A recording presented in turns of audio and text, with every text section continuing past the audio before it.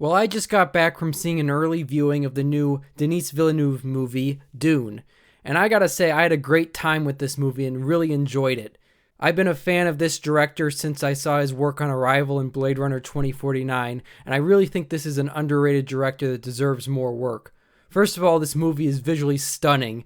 The skills that I've seen from Denis Villeneuve in other movies very much transfers over to this movie. It's a visual spectacle. I would also say he does a great job with world building in this. I really feel like they do a good job of establishing the world, its rules, its technology, its science, its religion, in a very organic way that doesn't feel like they're just telling you everything. They have a good balance between what they tell you about the world, what they show you about the world, and it makes it feel very natural. I really like all the characters and kind of their dynamics between each other, especially Timothée Chalamet's Paul and the relationship he has with his parents, specifically his mother, played by Rebecca Ferguson. I think their dynamic is really interesting because she has to play two roles, one as his mother and the other as part of this religious order that sees him as their kind of chosen one. And the chosen one element of this was also done really well. The chosen one thing can become a very pretentious cliche in movies, but I think this handled it very well, specifically with the origins that it has in this world and how it connects to the religion of the universe. I think the action of this movie is also really well done. They implement this feature of the world of these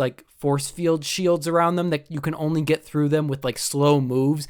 And the way they implement that feature into the combat is really interesting. I would say for the most part that this movie is well paced. I think it is definitely a slower movie, and that might be a turnoff for some who are expecting strictly a fast-paced sci-fi action movie, because this movie does take its time, and I think for the most part that does help build this atmosphere throughout the film, even though I will admit there are plenty of scenes in the first half of the movie that do run a bit too slow and probably could be trimmed down a bit. This movie does also suffer from the problem that it is just a part one in adapting this book, and maybe I would feel a bit more at ease with that if I knew that we were for sure getting a part two to this movie, because as of now we don't really have a definite conclusion, and a part two is dependent on this movie performing well, and I feel like that's kind of going to be difficult since Warner Brothers in a way shot themselves in the foot with this HBO Max day and date release.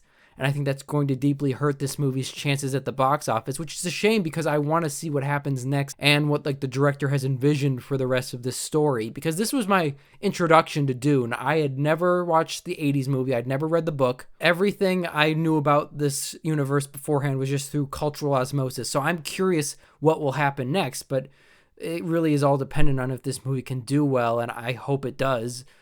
So I would definitely advise go and see this in theaters. It's a visual spectacle. It's worth seeing on the big screen. And if you're a sci-fi fan or a Denis Villeneuve fan or literally a fan of any element in this film, please go see it because I want a sequel to this. Because it doesn't really have a real conclusion to the movie because they have it end in a way where it's implied that there will be a part two. The fact that it says Dune Part 1 when the movie starts implies that, oh, this isn't supposed to be a self-contained film. There is going to be a continuation. And the director wanted to film these two back to back, but I'm assuming because Blade Runner 2049 bombed at the box office, the studio didn't have faith in him to finance two big blockbuster movies to be filmed back to back, which I feel is a shame. And I feel we've fallen a long way since the days where they gave Peter Jackson the money to film 3 Lord of the Rings films back to back. Besides the pacing in the first act, I don't have too many problems.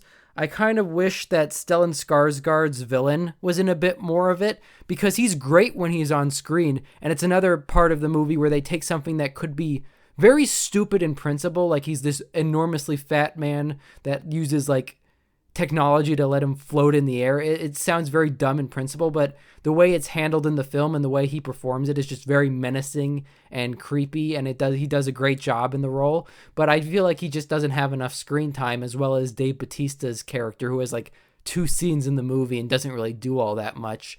So I'm interested in if they made a sequel, if they would explore that more. And I do like the elements of this movie that kind of are implied but aren't explored explicitly, like the idea of this emperor and the visions that Paul sees of the potential future and what that could imply. So I really hope we do get a sequel to this, because I'm interested what could come of this in the end. But overall, definitely see Dune. I thought it was a very good movie with just a few small flaws in it, and I'm so glad that I was able to get to see an early viewing of it. So I would probably give this movie a 7.5 out of 10. Definitely would recommend it.